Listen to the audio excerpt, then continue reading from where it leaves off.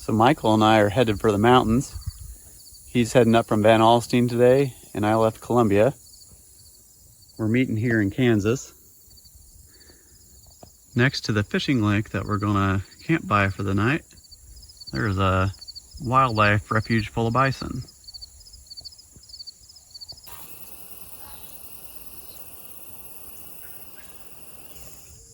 Well, Michael rolled in after dark last night.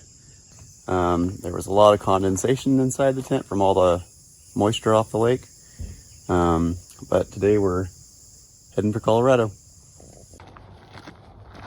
First order of business in Colorado is disc golf. This is my 17th state to check off.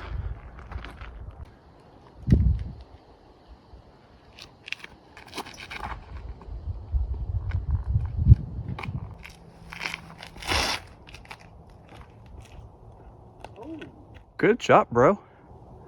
That might be birdieable. It might. Michael locked in the birdie. Nice shot. So this is only the second time I've paid money to play disc golf, but we got pretty good views along the way.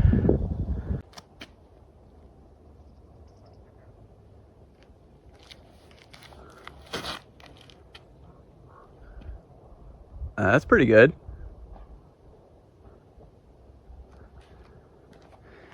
Well, Beaver Ranch is turning out to be a treat. We just got this mountain breeze, get to hear the wind going through the aspen trees.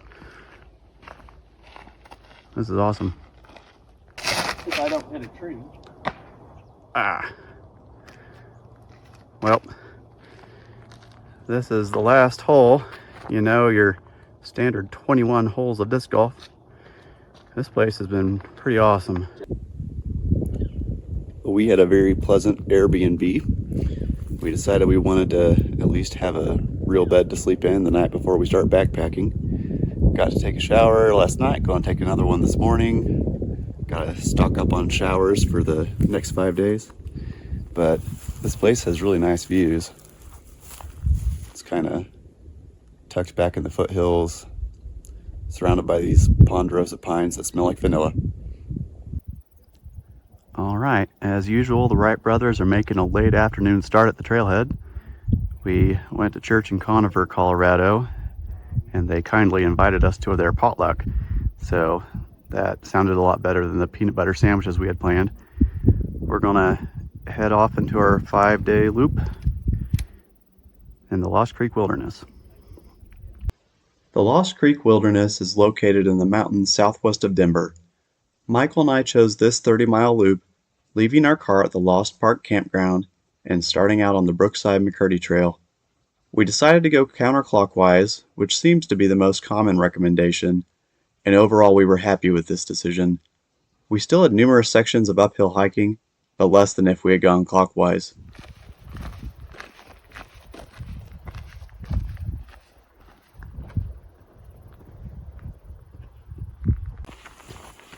Well, we were in the meadow for a short period of time. Now we're kind of in the green forest, the green tunnel. It is very nice and cool in here. We thought we were gonna really be needing these hats for sun protection. Maybe we'll need it tomorrow when we're up in higher elevation. So this is very nice weather.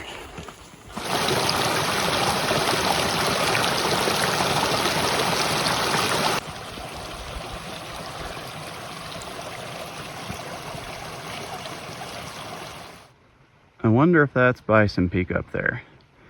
Bison Peak is 12,300 feet, and that's the only summit that we have in the plans.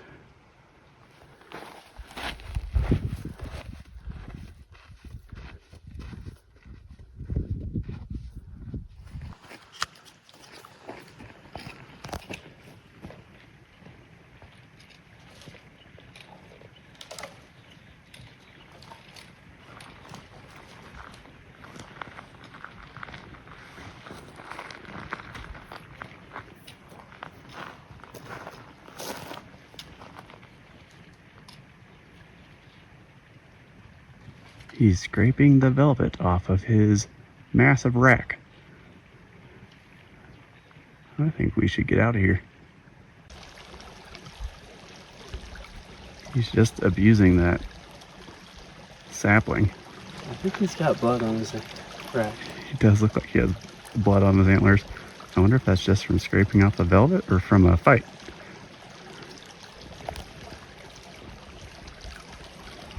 It sure would be nice to get some water at this creek. Well, I had the good sense to grab my bear spray before my camera. So we're standing up here a good 150 feet away from him now. And we're just gonna wait till he goes away before we fill our water for the night. But that's a pretty terrifying sight. Big black bull moose with his bloody antlers, and then the velvet just draping off of his rack. That's intense. Sure looks like a nice big pile of moose scat.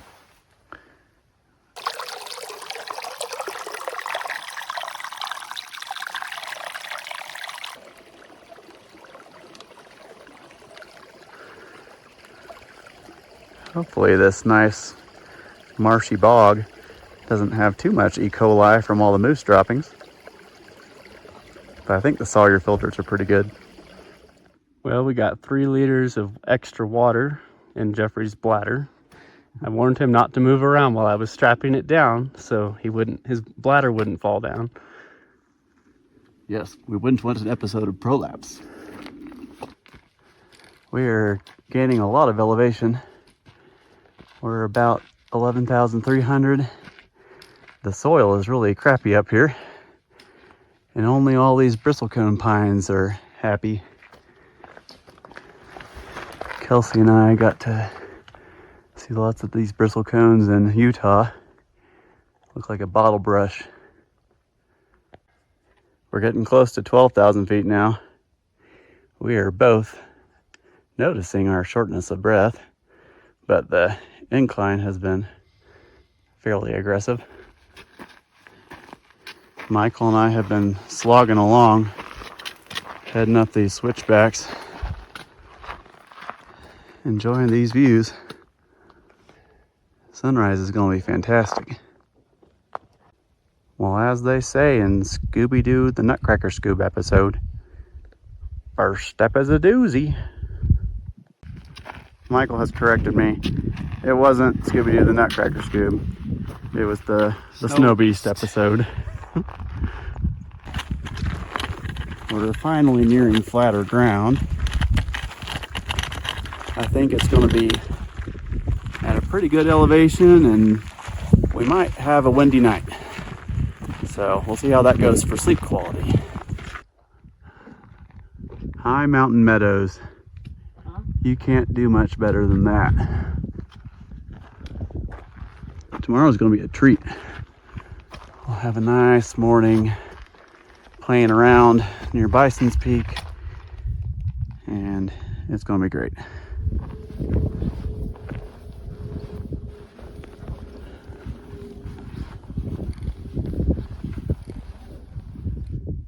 Well, we're right around 12,000 feet up here on this plateau.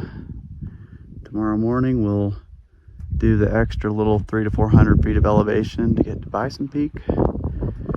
We're going to set up tent behind this big boulder, so at least we'll have some shelter from the wind.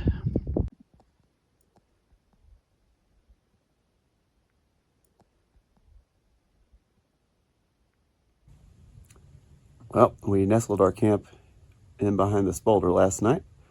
That, at least, was a pretty good windbreak. Michael and I both think we probably had our worst night of sleep ever. And I think that was mostly because of the altitude. We both had a headache all night. Also, we drank a little bit too much earlier in the day, so then you have to get out of the tent when it's freezing cold. So that disrupts your sleep. But we're going to go give Bison Mountain a shot.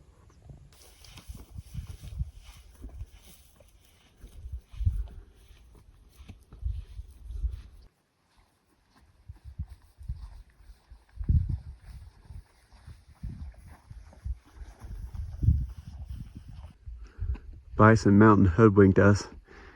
This was a false summit. Up there's the true summit. Well, it's Labor Day and we have a peak in Colorado all to ourselves. Pretty cool. Well, Michael's throne is the summit. For some reason, the USGS marker is on that point right over there, which is obviously like 5 feet lower. But whatever. This is an amazing view.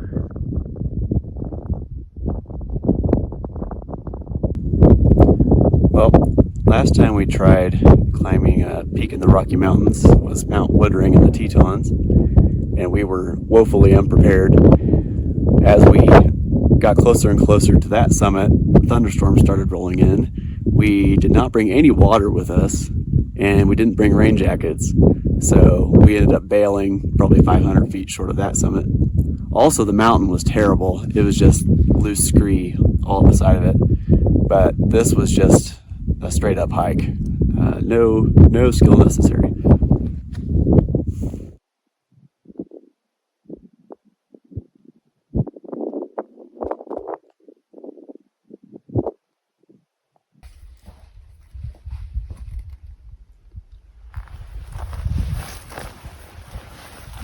You can see the other side?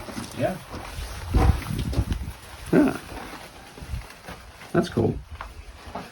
We'll have to walk sideways.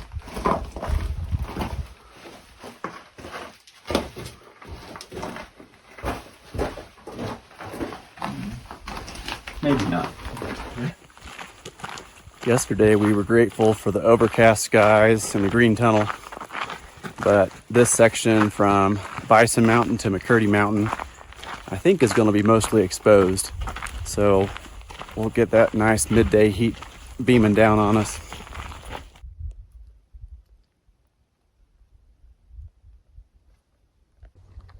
Thank you, puffy white cloud.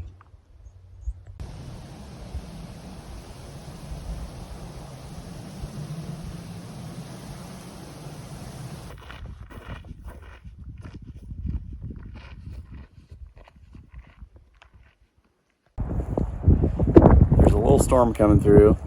I look like the Jolly Green Giant with my raincoat and green pack.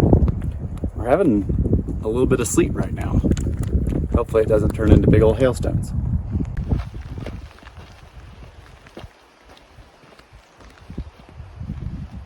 There's McCurdy Mountain.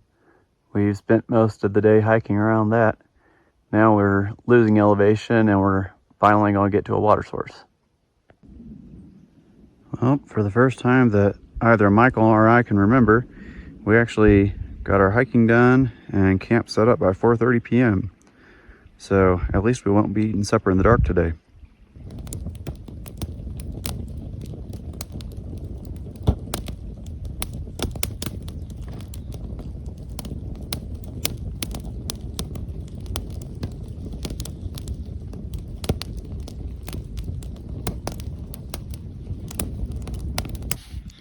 Gusts of wind keep making the smoke swirl around, so Michael's keeping his distance over there. Every time we move, it just seems to follow us. Well, we had a really nice camp in this beautiful valley. We've got the towering granite cliffs behind us. We've got a stream nearby. It was easy to get plenty of water. Didn't see any moose this time. It's a lot less marshy here, so it seems like the moose really like the wetlands. Well, we had plenty of time to dilly-dally last night and this morning. It's past 11, so we should probably get some miles going. We keep heading deeper and deeper into this canyon. Pretty soon we're going to meet up with Lost Creek, and today's the day we get to ford it.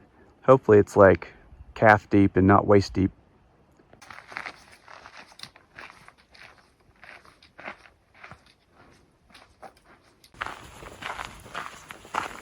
Well, hiking in September has had the advantage of minimal bugs. Granted, we've been in the highlands for quite a bit, so today down by water we might find more mosquitoes. The trade-off is there aren't too many wildflowers, so I guess if we came in like early August or in July, maybe we'd have more bugs and more wildflowers. I was telling Michael I thought this looked like the devil's cilantro. Sure looks like cilantro, but there's all these tiny little spines on it.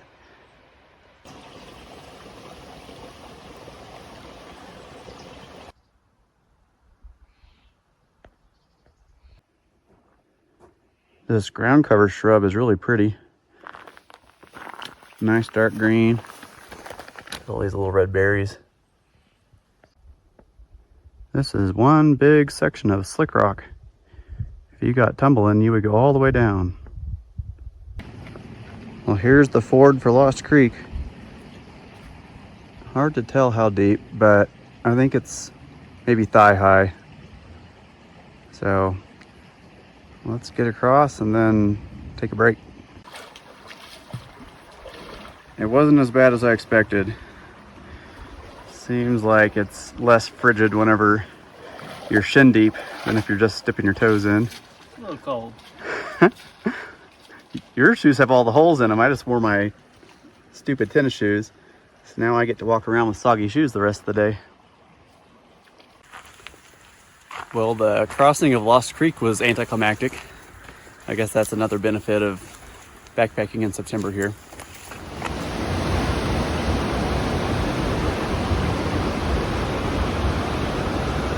Right down in there is the Lost Creek Caves. We probably won't scamper along those boulders and get down in there to explore. This is quite the view though. Well, here's the other side of Lost Creek Cave. We're gonna have ourselves some ramen noodles and rest a little bit and then get some more miles in. Today's lunch is ramen noodles and a little bit of wild raspberries. So I'm trying to man up and brave this cold water. I've heard there's some pretty cool stuff inside the cave.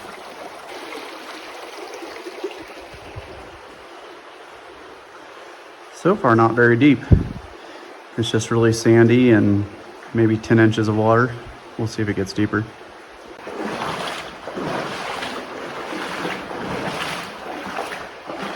Well, that must be heading toward the other side we saw. And up there, the sun peeks through.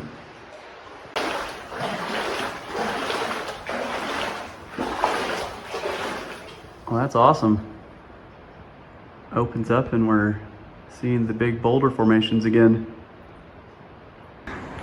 This place is spectacular. It's just like a chasm. It's like hard to show everything on a video. Just this little break in the cave where sunlight's coming through. Pretty cool.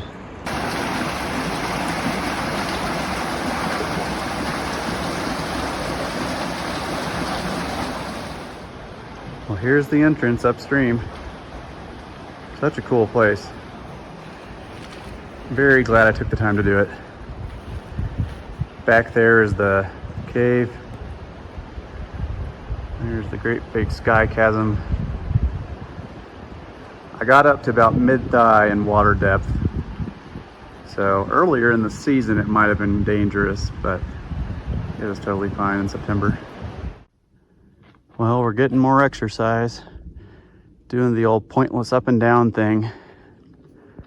But we're hoping to knock out a couple more miles before dark. Dum dum, give me gum gum. Well, way up there, there's a rock formation that looks like a big eagle's beak. Michael would probably say it looks like my giant nose. Well, there's just starting to be signs that the aspens are changing. Little bits of yellow here and there.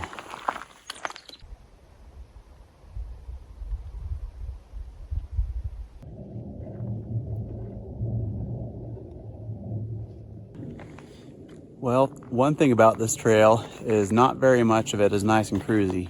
There's a whole bunch of vertical gain and loss all along the way, and we're pretty exhausted. So we're proud of ourselves for the last couple miles we put in. That's 2 miles of uphill we won't have to do tomorrow. I think tomorrow's gonna be a pretty big day. That way we can give ourselves a very short morning hike on Thursday. But it's been a good day. We definitely got a late start, but at least we got a little bit of extra sleep. We have quite the picturesque campsite.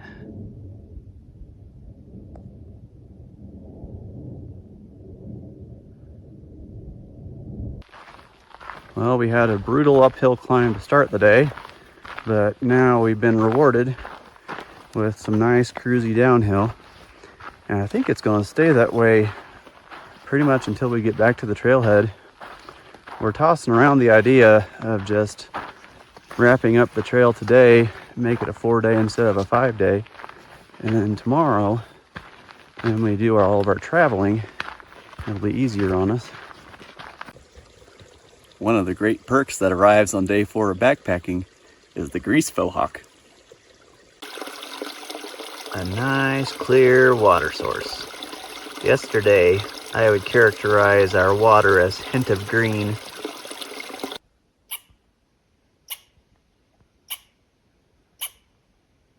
Why must you be such an angry young man?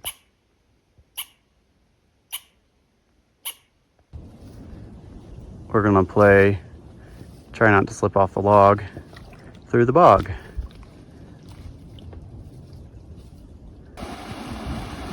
There's a big dam here.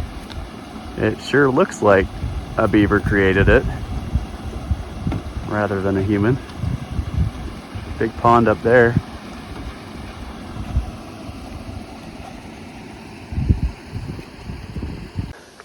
There be beavers. Yeah, looks like that was a non-human dam.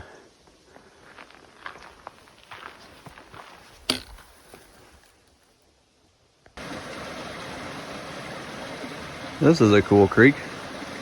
Right along this rock slab, it emerges from that little cave and just runs along here, goes over here, and eventually there's a little waterfall.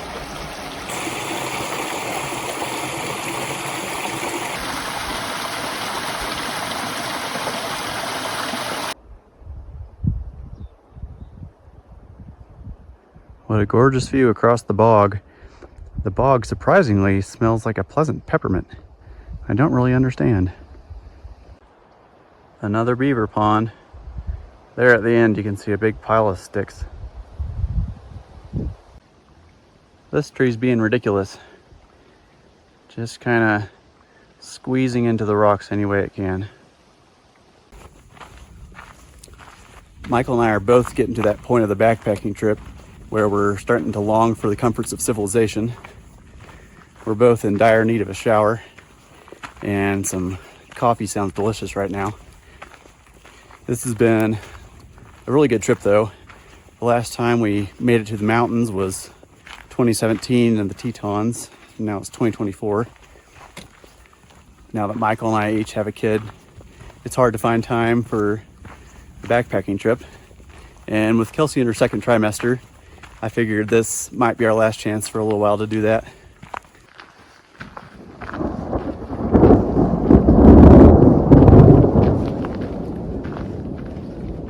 Glad we're in the lowlands today.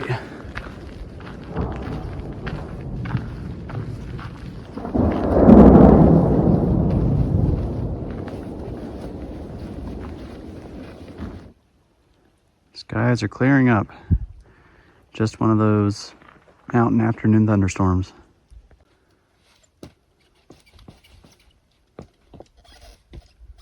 That seems wise, Michael. A little sketchy. I'll say.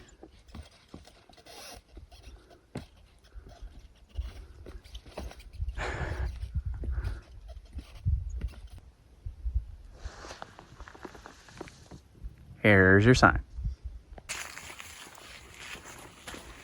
We are on the home stretch. Less than 2 miles remaining. We're just gonna finish up the loop today, make it a 4-day trip instead of 5. Tomorrow we've got our big travel day, heading up to Rocky Mountain and doing some sightseeing along the way, so at least that'll make tomorrow a little less busy. Well, Michael and I keep seeing these elk berries everywhere. We have not seen an elk, but we did hear one bugle earlier today.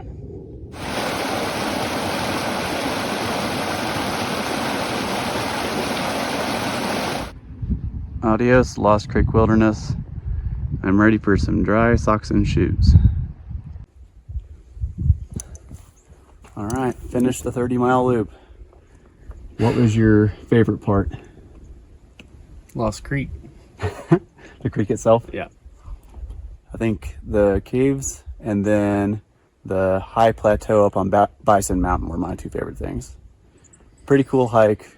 My left foot hurts. I'm ready to go rest.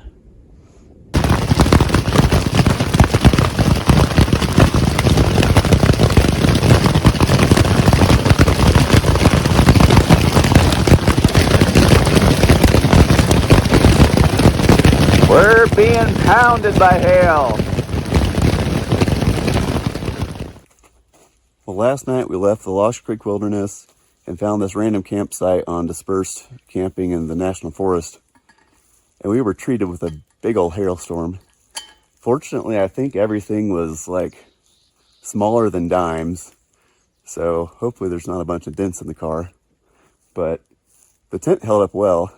Tarp tent makes good stuff, and it was just deflecting everything. But I would say the hail was the size of gobstoppers. that is a very good assessment. Gobstopper sized hail.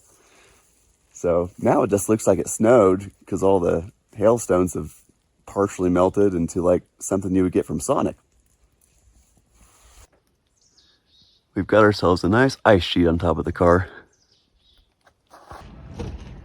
Well, on Abby's recommendation, we visited the South Park Museum, which has over 40 historic buildings that have been moved here like in their entirety to form this long main street. Very cool. Now it's time to sell our soul to the company store. We made it. Time to drive Trail Ridge Road.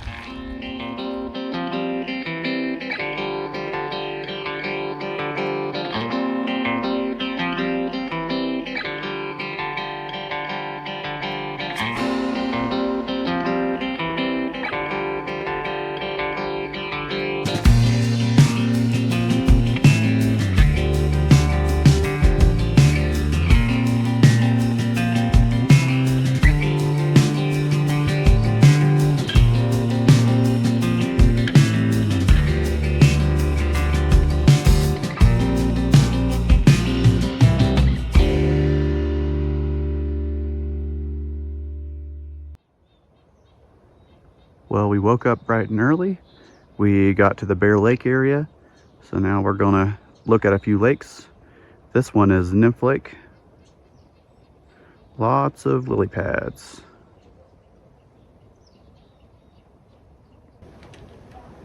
Hello, Mr. Trout.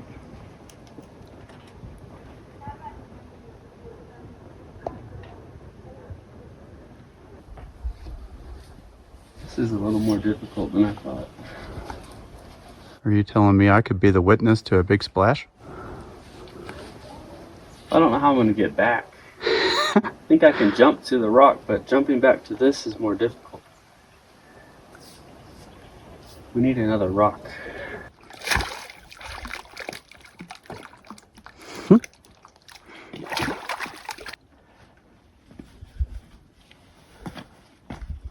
Hopefully I can get back without getting wet. Uh-huh.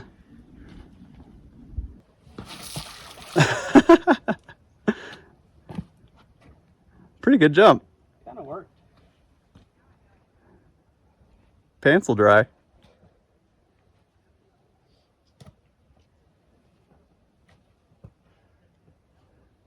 Congratulations. Now you can see all the trout in the pond. Yes. Hey! You stayed dry. Drier than the way over. Uh-huh.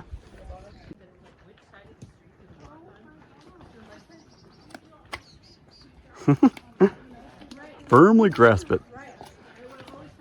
Good job, Michael.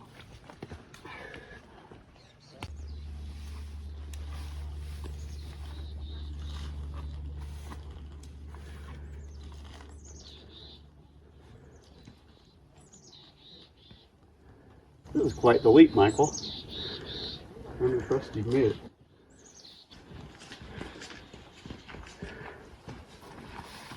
Whoa! Woo! Nicely done.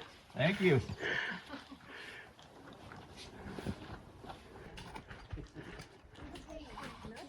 Use your elevation.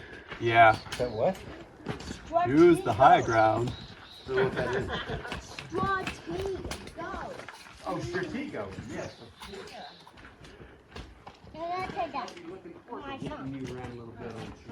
You're singing a song? Nice. Hooray.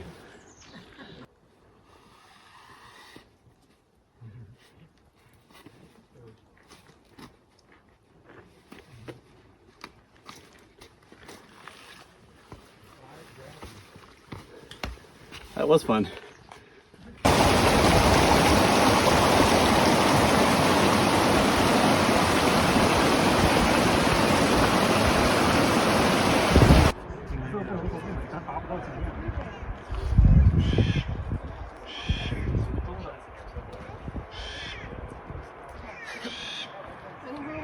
Lake number 3, Emerald Lake.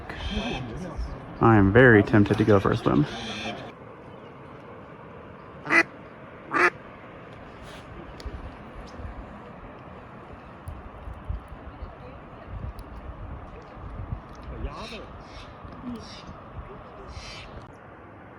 This deep blue pool was too good to pass up.